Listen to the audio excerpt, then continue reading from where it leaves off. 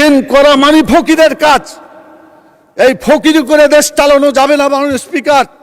আমাদের নিজের সম্পদকে সংগ্রহ করে আমাদের সম্পদ দিয়ে দেশ চালাতে হবে।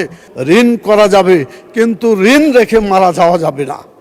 আল্লাহ রাসূল সাল্লাল্লাহু আলাইহি ওয়াসাল্লাম বলেছেন জানাজার সময় যে তার ঋণ আছে কিনা, যদি দেখা যায় যে তার ঋণ আছে, তখন বলতো যে তোমার ভাইয়ের জানাজা তোমরাই পড়ো, আমি এর জানাজা পড়ছি না।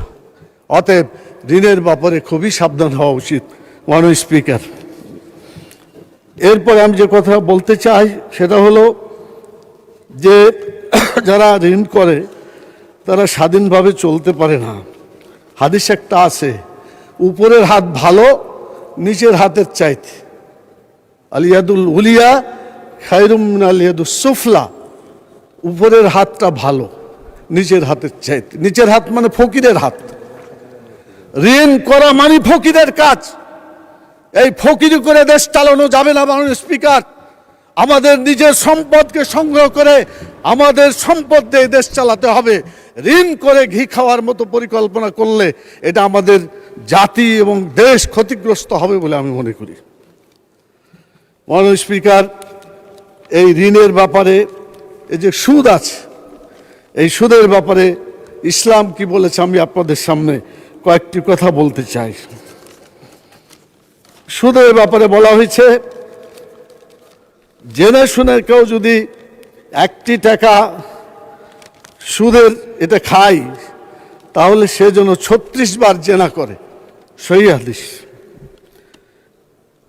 এই সুদের মধ্যে 70টি স্তর আছে। সর্বনিম্ন স্তর হচ্ছে মায়ের সাথে জেনা করা। সুদের ফল দুনিয়ায় ধ্বংস হয়ে যাবে। কোরআনের আয়াত ওই বলা হয়েছে ইয়ামহাকুল্লাহুর রিবা, আল্লাহ তাআলা সুদকে ধ্বংস করেন এবং যাকাত সাদকাকে বৃদ্ধি করেন। কোরআন মাজিদ সূরা বাকারা 276 নম্বর আয়াত। 278 নম্বর আয়াতে বলা হয়েছে যে যারা সুদ করে সুদকে ছাড়ে না, এই সুদের অর্থনীতি দিয়ে চলাফেরা করে, সুদের মাধ্যমেই তারা জীবন জীবিকা করে, তাদের ব্যাপারে বলা হয়েছে তারা যেন আল্লাহ এবং রসুলের সাথে যুদ্ধ করে। মাননীয় স্পিকার, আমরা কি আল্লাহ এবং আল্লাহ রসুলের সাথে যুদ্ধ করতে রাজি আছি? জবাব দিতে হবে আমাদেরকে। যদি আল্লাহ এবং আল্লাহ রসুলের সাথে যুদ্ধ করতে না রাজি থাকি, অবশ্যই সুদকে প্রত্যাখ্যান করতে হবে। এই সুদ ছাড়াও অর্থনীতি চলে মাননীয় স্পিকার।